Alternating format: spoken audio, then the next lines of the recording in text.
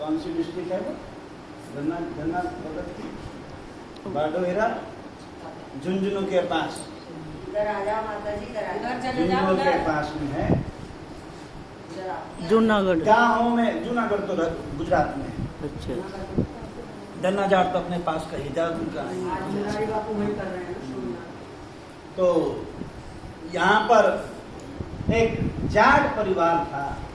गांव में भगवान के भक्तों कथा, साधु महात्मा लोग कथा करने के लिए आते थे। सुंदर कथा श्रवण होता था। एक बाबा जी कथा करने आते थे, पंडित जी। जाट का लड़का था, छोटी सी उम्र थी उसकी, 10-11 साल का। वह कथा सुनता था। वह देखता था कि कथा सुनाने वाले क्या करते थे, भगवान को अपने शालिग्राम की रोज सेवा करते थे।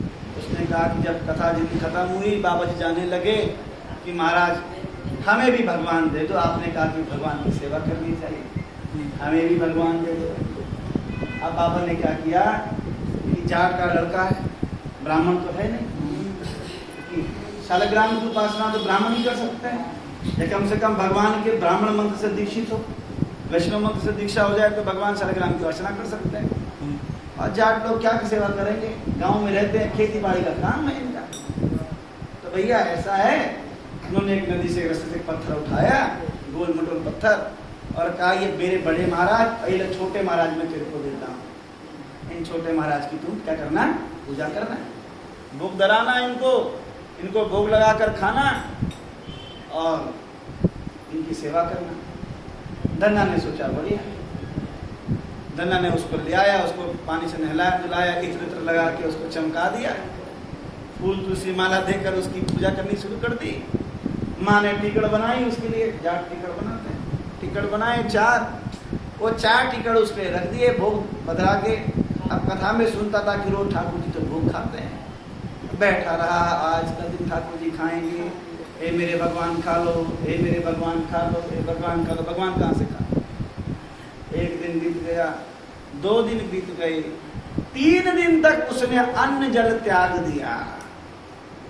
जब तक मेरे महाराज नहीं खाएंगे तब तक मैं नहीं खाऊंगा, क्योंकि साधु बाबा ने कथा में कहा था कि जब तक भगवान भोग ना पाए तब तक खुद नहीं पाना चाहिए। लोगों ने उसको बड़ा मनवाया कि अरे बेटा ऐसा कुछ नहीं होता। अरे कहाँ ऐसे खाते हैं, वो तो भगवान को दिखाते हैं और खा लेते हैं। बोला नहीं, मेरा तो पूरा अटूट विश्वास है भगवान खाएंगे। ऐसा जब उसने विश्वास लगाया, 3 जब उसने कुछ नहीं खाया पिया, तो भगवान को प्रकट होना पड़ा। भगवान उसे दूर ले गए और वहाँ दूर जाकर धन्ना ने वो 4 टिकड़े जो रखी, भगवान 1 खाए, 2 खाए, तीसरा भगवान जब खाने लगे तो धन्ना ने भगवान का हाथ रोक दिया। मेरी माँ ने 4 टिकड़ बनाई थी, 2 तेरी 2 मेरी, सारी 4 तू ही खाएगा। भगवान रीझ गए, प्रसन्न हो गए भगवान। अरे वाह क्या भक्त है मेरा, ऐसा भक्त मुझे कहाँ मिलेगा भाई, ऐसा सीधा साधा भक्त कहाँ मिलेगा। भगवान ने उसकी 2 रोटी खाई, 2 रोटी उसने खाई। अब भगवान इतने प्रसन्न हो गए उसके साथ। अब वो तो जिस दिन से भगवान का खाया वो तो पागल हो गए। वो तो ठाकुर जी की भजन करे, ठाकुर जी को लेकर डोले, अपना भजन करे ठाकुर जी के साथ, राम राम राम राम राम राम राम राम लगे रहे, बस सुबह शाम भजन करे। पिताजी ने कहा कि बेटा खेत पे जा, खेत पे जा। अब साधु में निष्ठा हो गई, संतों में निष्ठा। भगवान के भक्त आए तो उन भक्तों को क्या करना है, जिमाना है। सब भक्त जो आए उन भक्तों को जिमाना है मुझे। आज खेती का दिन आया तो माँ ने कहा, पिताजी ने कहा कि बेटा जा, कम से कम खेत में जाके बीज बोआ। अनाज का गेहूँ था, अकाल पड़ गया उस समय। अनाज का गेहूँ है बेटा, अकाल पड़ रहा है, इसलिए पहले जाके खेत में क्या कर, जाके गेहूँ का दाना बीज बोआ। बोला ठीक है पिताजी जा रहा हूँ, कल कुछ तो काम करे कम से कम ये। वो बीज उठाकर क्या कहे, चल पड़े। जैसे बीज उठाकर गए, खेत पे पहुंचे थे, तब तक साधुओं की पूरी पलटन आ गई। अरे बड़ा सुना है यहाँ पे कोई धन्ना नाम का भगत है। बोला हाँ जी। बोला क्या हुआ? बोला हम जा रहे तीर्थ यात्रा पे जा रहे हैं, सुना है कि भाई हम कोई भक्त है तो हम आप थोड़ा प्रसाद करके प्रसाद पा लें। धन्ना ने कहा तो मतलब बढ़िया है, जाने तो दूंगा नहीं। तो जिन साधु की कृपा से भगवान मिले हैं वही साधु आए हैं, आज तो कैसे खाली हाथ जाने दें। पर अकाल पड़ रहा है, घर वापस जाऊंगा तो पिताजी कह रहे थे कि सब कुछ लुटा देता है, क्योंकि धन्ना के यहाँ रोज साधु भक्त आ देते, वो घर बना अपना खाना भी दे देता था खाने के लिए, अपनी थाली से कोई आता था उसको दे देता था भगवान का प्रसाद। अब जब साधु आ गए तो उसने कहा आप लोग बैठो, स्नान ध्यान करो, मैं अभी आता हूँ। जो बीज खेत में बोने के लिए था वह उस बीज को बेच कर आ गया, और जो पैसा मिला उससे उसने उन साधुओं की पंगत कर दी। वहां साधु ने कीर्तन किया और उन्हें खिला दिया, साधु तो वहां से निकल गए। अब वो क्या बोए, उसने रेत भरी, बालू भरी, जिससे कोई ये ना बोले पिताजी को कि तेरे लड़के ने पंगत जिमा दी। खेत में कुछ बो के नहीं आया, बाकी लोग अपने खेतों में कुछ ना कुछ बो रहे हैं, उसने अपने बीज थैलों में क्या भर दी, बालू रेत भर दी। जब लोग बीज फेंक रहे थे तो वो राम राम कर कर रेत को फेंकने लगा। अब जब पिताजी आए, बोला बेटा बीज बोआ है, बोला हाँ पिताजी बोआ है, बोला बढ़िया होगी पिताजी, क्या करें, कुछ नहीं सोचा। अगले दिन जब पड़ोसी खेती वाले जब वहां पहुंचे तो उन्होंने क्या देखा, जिन्होंने बीज बोए थे आज, तो बीज में अंकुर आने में कितने दिन लगते हैं, 3 दिन। 3 दिन तो चाहिए कम से कम अंकुर आने में। धन्ना के खेत में तो भाई कल रेत बोए, जो बीज बोए थे, आज वहां खेती पक गई। सीधे रात में वहां खेती पूरी गेहूं की बालें जो है झूम रही है। सब देखकर आश्चर्यचकित हो गए कि भैया तुम्हारे खेत में क्या हुआ, तुम्हारे खेत में पिताजी ने बोला क्या हुआ, बोला तुम्हारे खेत में तो कल बीज बोया था और आज फसल पूरी पक के तैयार है। यह जोकर धन्ना रोने लगा कि भगवान तुमने क्या किया। अरे बेटा बीज कहाँ, कौन सा बीज डाला था, कहाँ डाला था, बोला पिताजी ये बीज मैंने उन्हीं साधुओं के मुंह में डाला था जहां से भगवान खाते हैं। भगवान साधु के मुख से खाता है, वैष्णव के मुख से खाता है, ये उसी का फल है। पिताजी ने बोला वाह बेटा धन्य, मजा आ गया ऐसी भक्ति देखकर। अब तो खेती कटी, धन्ना भगवान ने कहा कि ये कहाँ टेंशन, मेरा भक्त खेती करेगा, अगर आज अंकुर आएगा फिर ये हल चलाएगा, ये भजन से छूट जाएगा, इसलिए क्या इसको पहले काम करके दे दो। उसके बाद भगवान क्या करते हैं, धन्ना के हाली बन गए, तो खेती करते रहना कोई टेंशन नहीं है, पर भजन करते रहना। धन्ना तो जब सुबह शाम खेती करता और रात को भक्तों को लेके, जो आसपास के लोग होते हैं भक्त सबको राम राम करो, कथा करो, भगवान के श्रवण करता। रोज रात शाम का उसका नियम, अपना खेत हल चलाते हुए भी भगवान का क्या करता, भजन करता।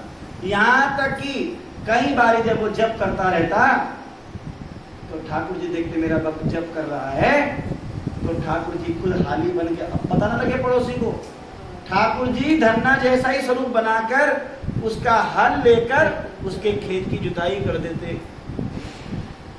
अब खेती में पिताजी बोले कि जा धन्ना खेत की रखवाली करने जा, तो धन्ना तो वहां भजन करे और ठाकुर जी उसके खेत की रखवाली कर सकता है। ऐसा ही ऐसा अगर भगवान कर सकते हैं और भक्त के लिए कर सकते हैं,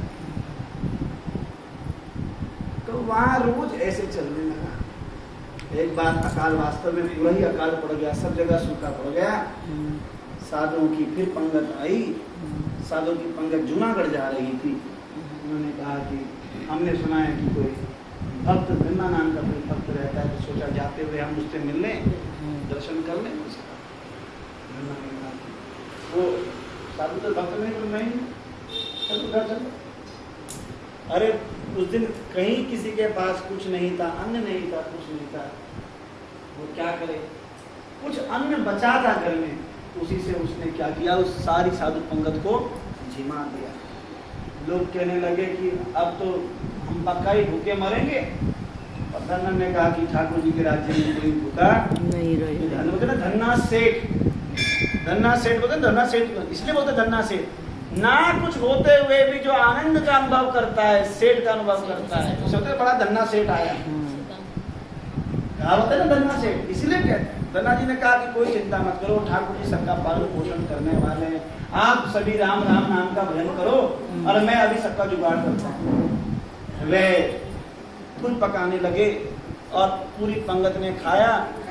जो अन्न निकाला था वह अन्न किसमें बदल गया? सोने के मोती बन गए, उतने अन्न थे। अब तो क्या हुआ? दबादब भंडारे होने लगे, लंगर पे लंगर चल रहे हैं धन्ना जी के यहाँ। अब भगवान ने कहा कि धन्ना, अब तक तो मैंने तेरा बड़ा मजा ले लिया तूने, पर तूने अब तुझे क्या करना चाहिए? किसी गुरु की शरण लेनी चाहिए, एक साधु गुरु की शरण तुझे लेनी चाहिए। तो तुम काशी जाओ और भगवान रामानंदाचार्य से दीक्षा लेकर। तो रामानंदाचार्य के शिष्य बने कौन? धन्ना। से मंत्र दीक्षा लेकर आए। रामानंदाचार्य ने कहा कि तुम गांव में रहो, जो काम कर रहे हो वही करते रहो, जो मंत्र दिया इसके भजन करो और लोगों को कीर्तन कराओ। तब से वहाँ पर आराम से लोग, धन्ना जी ने वहीं अपने गांव में रहे, वहाँ खूब नित्य निरंतर भगवान का भजन किया। सब लोगों को अभी आज भी वहाँ अखंड कीर्तन चल रहा है। श्री, और क्या कीर्तन करते हैं वहाँ पे लोग? श्री कृष्ण गोविंद हरे मुरारी, हे नाथ नारायण वासुदेवा, श्री कृष्ण गोविंद हरे मुरारी, हे नाथ नारायण वासुदेवा, श्री कृष्ण गोविंद हरे मुरारी, श्री कृष्ण गोविंद हरे मुरारी, हे नाथ नारायण वासुदेवा, हे नाथ नारायण वासुदेवा, पितृमातृ स्वामी सखा हमारे, पितृमातृ स्वामी सखा हमारे, हे नाथ नारायण वासुदेवा, हे नाथ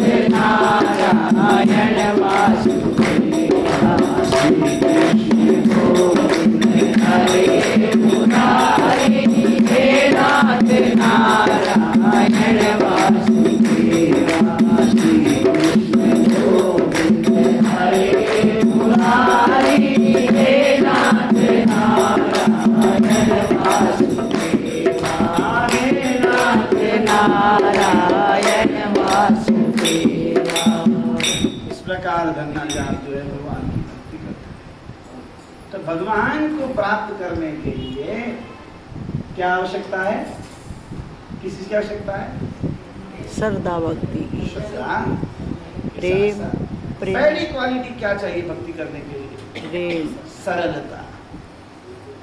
हम सादापन जितना होगा उतनी आसानी से भक्ति को कॉम्प्लिकेशन भगवान की भक्ति है।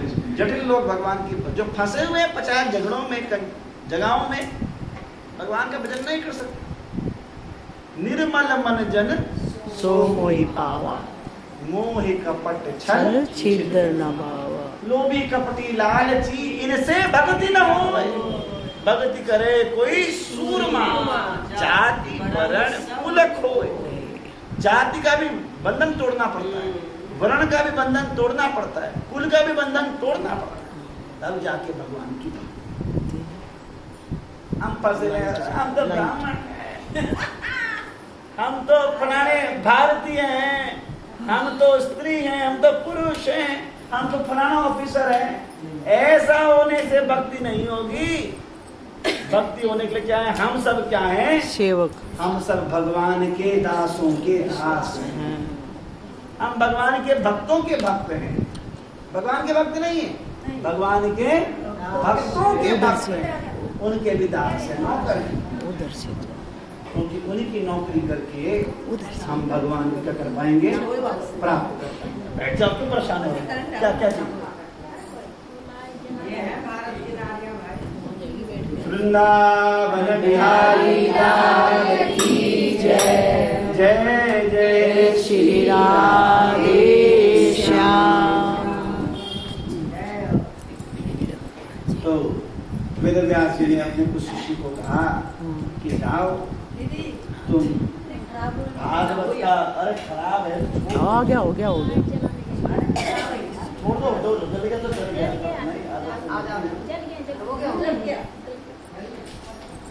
नहीं, जय जय श्री राधे दिमाग की श्याम। बत्ती जलेगी पर दिमाग की बत्ती कब जलेगी? दिमाग की बत्ती जलानी। एक बात कहूँ महाराज जी, दिमाग की बत्ती जब जलेगी, ये जो बूढ़ी है ना, इसको कुछ आसना चाहिए बैठने को। इनके लिए भी दुनिया करेंगे में पूरा। जाए कि तुम आओ और कथा सुन लो, ये बैठने की समस्या की सबसे बड़ी। मिलेगी इनको। या 20-25 कुर्सी मंगा के डलवा दो डलवा टेंट देते हैं। से, इतने कंजूसी मत करो। हम नहीं कर रहे कंजूसी, हम तो बोले बैठ जाओ भाई। हाँ? बेचैन के वृंदावन बेचैन बिहारी लाल की जय। जय। कल सब पहले खुशी का जुगाड़ कर देंगे। बिल्कुल करो, तो- 25 कुर्सी मंगाओ पीछे। तो भगवान ने वो छोड़ दो वो भी ना दे सके पट्टा। तो भगवान सब अपने वेद व्यास जी ने अपने शिष्य को भेजा। तो वेद व्यास जी के शिष्य गए काम करो तो और सुखदेव गोस्वामी के पास जाकर उन्होंने कहा, देखा कि वह तो अपनी समाधि में लीन है, किसी कुछ कह नहीं रहे हैं, केवल अपने ध्यान में मस्त हैं। तो इन्होंने कुछ श्लोक रटा कर भेजे, तुम ये श्लोक तुम्हें रटा रहा हूँ, तुम जाकर वहाँ पर ये गाना। क्या गाना? पीड़म नटवर बपू कर्णयो कर्णिकारं विप्रद्वासं कनककपिशं वैजयन्ती च माला वृंदारण्यं सपदगमनं प्रावशत गीत कीर्ति। इतना कहा, 2-3 बारी जब गाया उन्हें, तो उन्हें याद आने लगा कि मेरी कथा कहाँ से शुरू हुई थी? यहीं से शुरू हुई थी। वरहा पीड़म नटवर वपू। नटवर वपू, जिनके शरीर कैसा है? नाच रहे हैं।